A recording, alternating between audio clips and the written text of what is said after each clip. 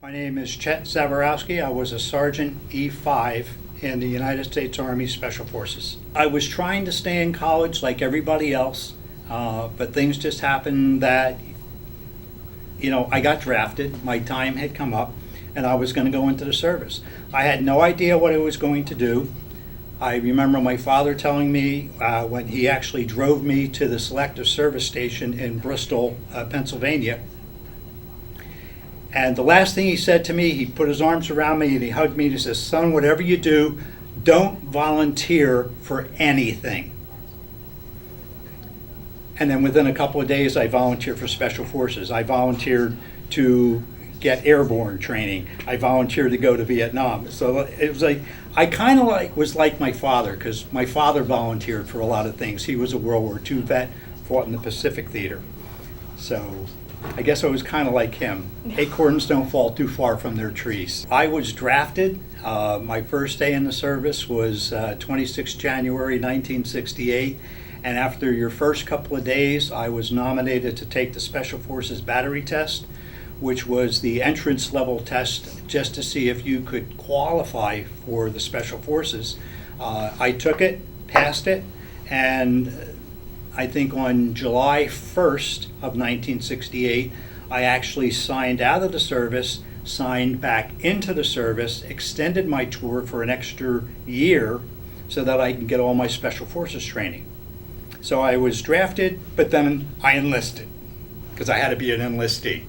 So from the time that my training started, these would be the people that I would be together with in a different combat setting. When we went over to Vietnam, a lot of the people that I had trained with in my medical classes were right there in the same medical classes as I was. And then we were, all in Khartoum together. So I got to see them and train with them and be with them the entire time.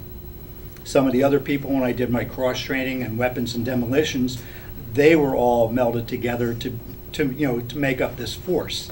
And then when they stick you into this package of 12 Green Berets, then you're an A site, you actually spread yourself apart and you start training all of the indigenous people that are in your compound. That's your job. So you stay pretty close together. And when we train people, we have to test them to see if they learned what we taught them. And you don't give them a written test or a verbal test. You actually take them out in a combat setting, let them run a mission, and make sure that they can function properly, complete the mission, come back alive. So that's the kind of tests that we did, and that's the stuff that we did.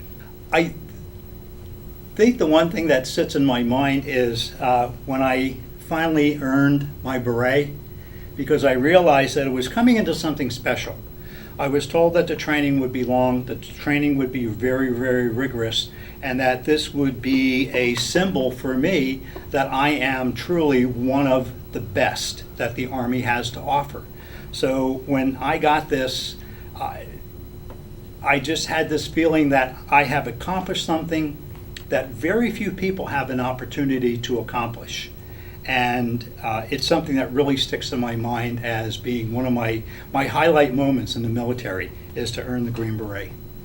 The Green Berets were different from the regular Army in that our orders were given to us by the Central Intelligence Agency, and we would carry on, they now call them black ops or black operations, secret, highly clandestine missions deep in enemy territory. And when I say enemy territory, I'm not talking about South Vietnam. I'm talking about North Vietnam, Cambodia, and Laos, the neighboring countries.